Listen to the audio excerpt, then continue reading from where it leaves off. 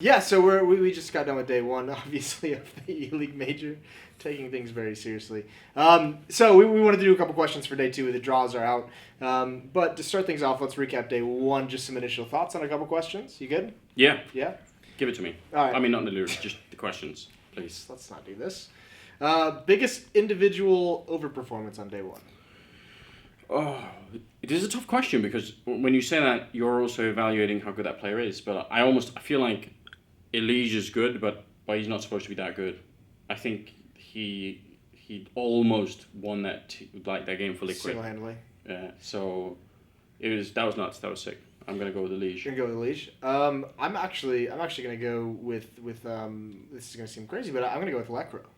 On Godsend, just because he's a player we know he has that capability, but in terms of like consistency, we don't often see him at that level. First time in the major for him, right? Yeah, that was his first match at a major as well. Yeah, so that's impressive. Yeah, it makes it harder, obviously. Yeah. Cool. All right, biggest individual underperformance. So go in the other direction.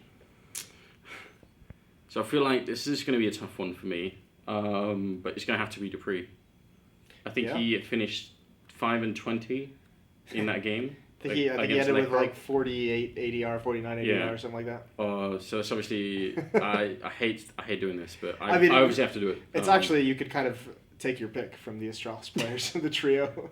Because Caribou was down there as well. Yeah, Caribou was. I think he had 7 and something, like 7-19 or something. Yeah, I'm actually doing the same thing. I'm gonna go with another countryman. I'm gonna go with Tarek, actually from Optic. I don't recall hearing his name said in any kind of impact situation in that match. No, like at all. Yeah, that's true, and he's supposed to. Yeah, so and you think that game, how close that was, like just a little bit more out of him. So I'm gonna go with Tarek. I don't imagine we'll see either of those players stay at that level going into tomorrow. No. Okay, challenger team with the biggest jump from qualifier performance.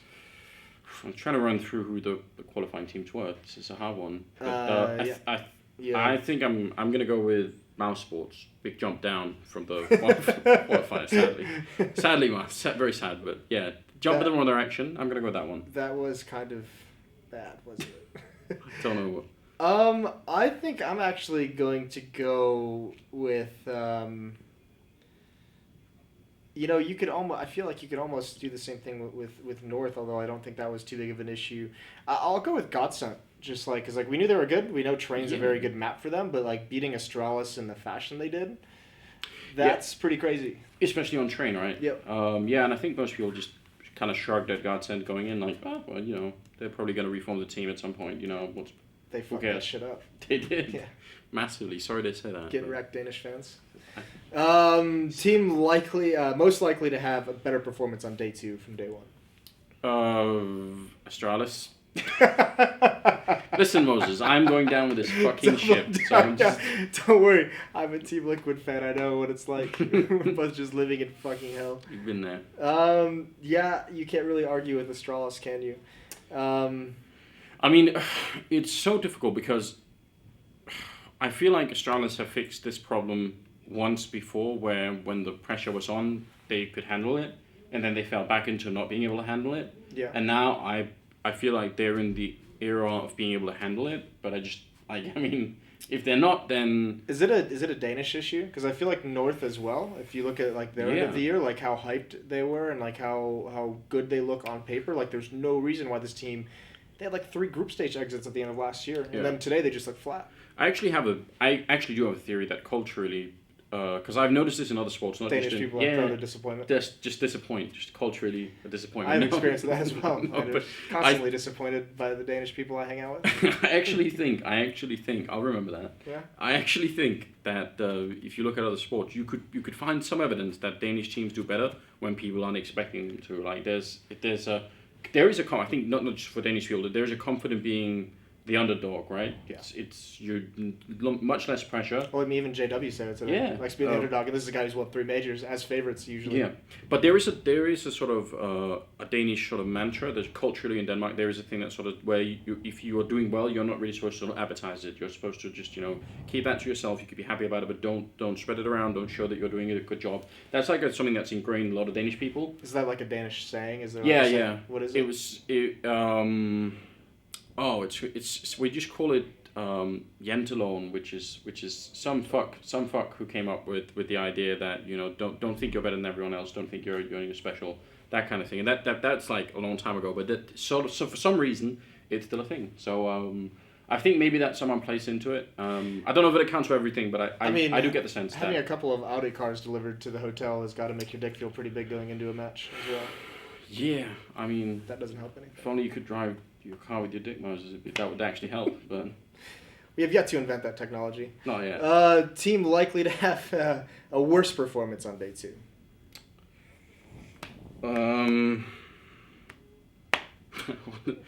Just want to go with Optic, just because they're playing Astralis.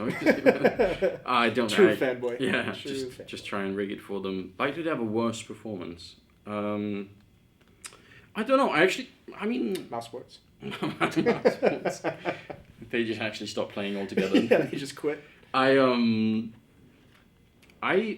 actually SK played better than I thought they would. I'm not sure if they can reach exactly that same level. They just looked. Look, it's not that I'm not that into the Fox is a bad player meme. I actually don't think that's like has that much sort of behind it. And I don't think it matters as much on that team with the players that they have. But I do think that if you remove, I think FNX was such an important player to that team that if you remove him and put anybody else in that role, it should take much longer than it has. So I think if anyone looks at it, they should be able to exploit the fact that they don't have sort of the routine to play with it. And on that basis, I think SK will play worse on day 2.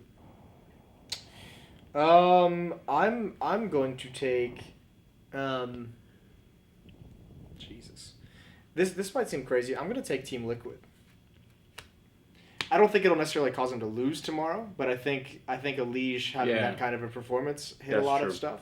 And I think JDM as well winning a 1-on-5. Yeah, I don't think he's going to... 50 kills. Yeah, like 48 kills. I think he had like 110 ADR in triple overtime. Like, those are unreal stats. Calm down, ELEAGUE. Yeah, and I mean, then you look at everyone else on that team, like Nitro, where was he? JDM 1 versus 5. Yeah, like those things just aren't going to happen. So I don't think it'll cause them to lose, but I don't think they're going to look as good.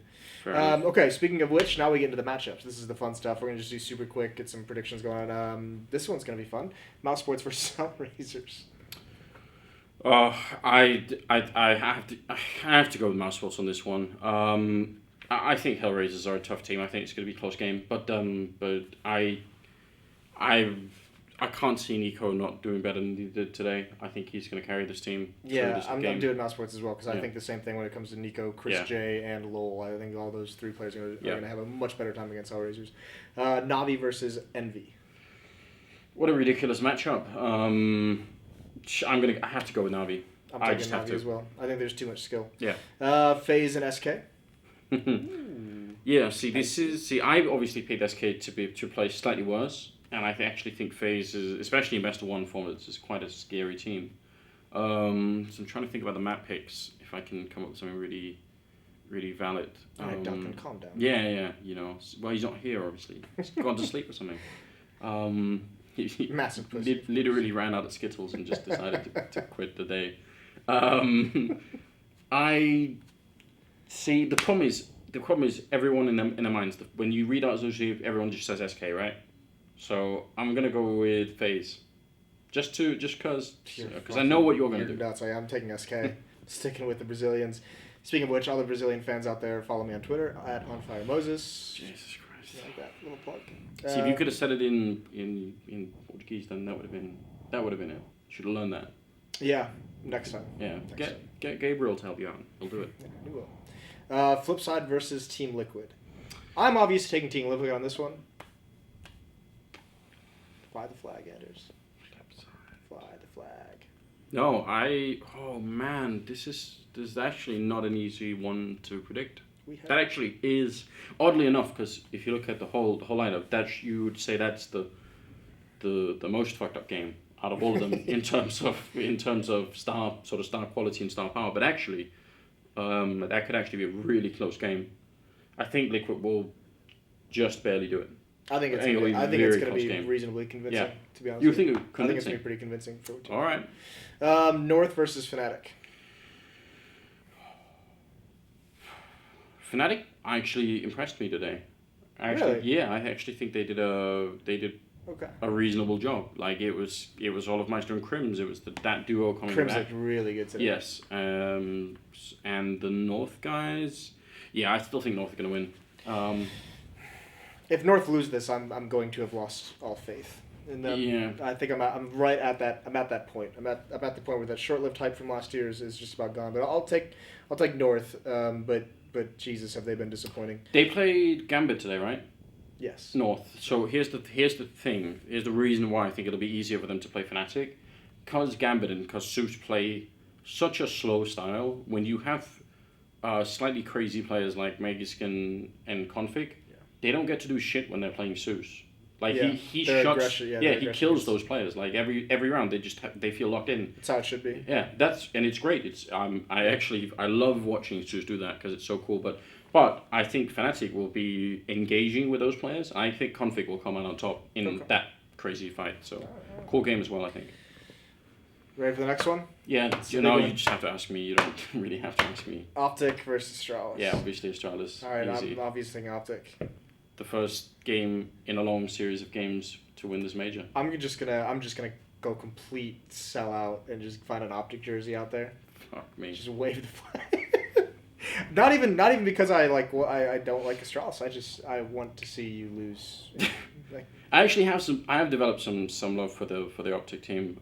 They're a fun team to watch. Yeah, also, not just that. Also, because I Hector came here, the owner of. Hex is great. Isn't he? Yeah, he came here for the season finals, and he was so happy. Like it sort of made it more personal to me anyway. So that's kind of cool. So Hector's one of the good ones. Yeah, definitely. Sure. So it's not just that I really want the Charlottes to win, but I actually think Optic are a really strong team. So the fact that these two picked each other, it's the replay of the fucking finals. What is wrong with this? Brilliant.